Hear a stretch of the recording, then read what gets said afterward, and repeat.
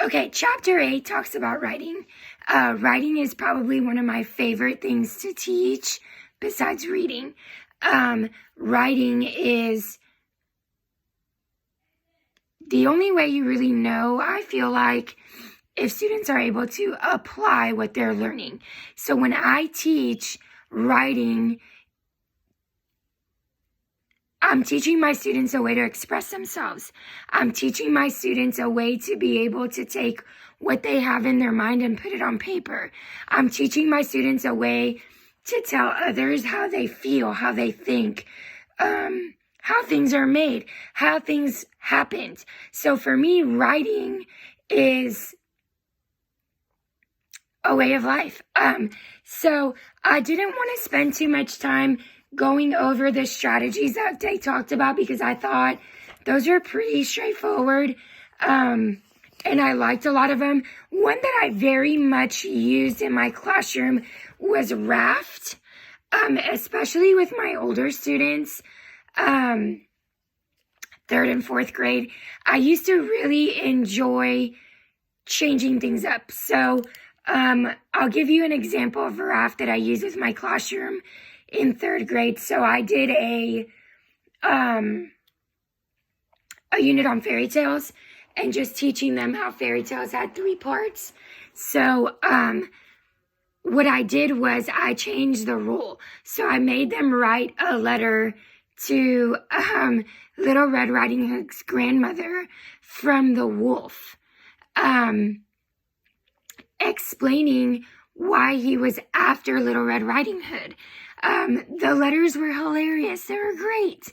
But I think playing with the role, the audience, the format, and the topic encourages creative writing. And I think creative writing across the board has just disappeared. I remember as a student, and of course I'm showing my age, but in 6th grade we took a creative writing class, and it was my favorite class. I just felt like I was able to express myself through writing, and I wasn't forced to write in a certain way. And I want you to think about that with your students, constantly forcing them to write in the areas that we're obviously expected them to write, but it's okay to let them write in different fashions. It's okay for them to write a text message, or it's okay for them to write,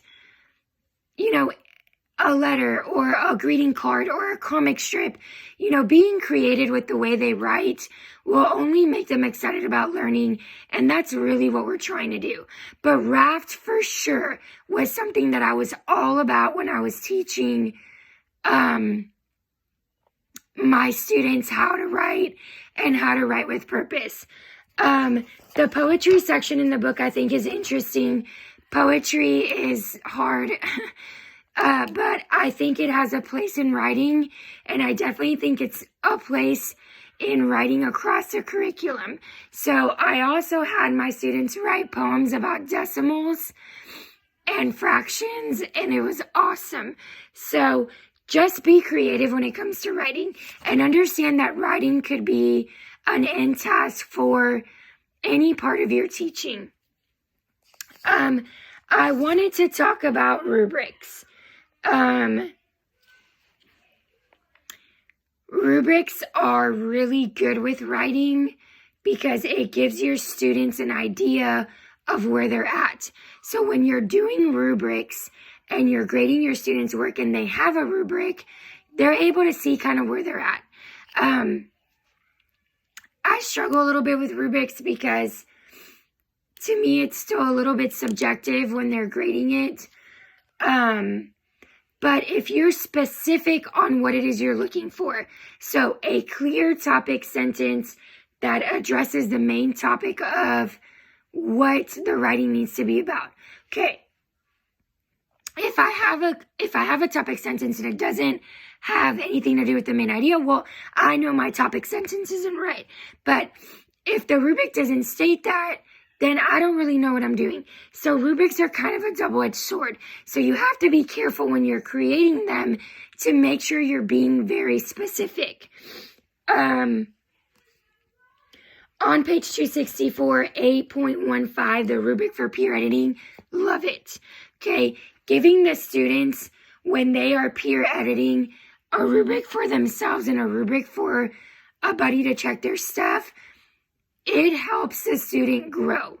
Okay, it helps the student see, this is what I need to do better, and this is how I need to do better.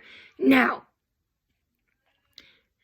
at the same token, when I see on page 248, the writing assessment checklist that says weak, average, or strong, I don't necessarily like that. I think a rubric where a teacher or a peer can circle where they think they're at, I think that is fantastic. I talked a little bit about, on the Loom, I talked about paragraph frames and the sandwich. As I was saying, the sandwich chart and the raft that I talked about in Loom, those strategies are for struggling readers and writers, but they could also be used for your normal students. Any strategy that you can help writers have a kickstart or have an idea of what they're doing will eventually just help in the long run. I really liked the section for writing for the at-risk and struggling reader. There's always those students that are going to struggle with writing, that don't really know how to start. Very often you'll hear, you're going to write about this, and immediately the students say, well, I don't know what to write. That's why I like for them to have cues.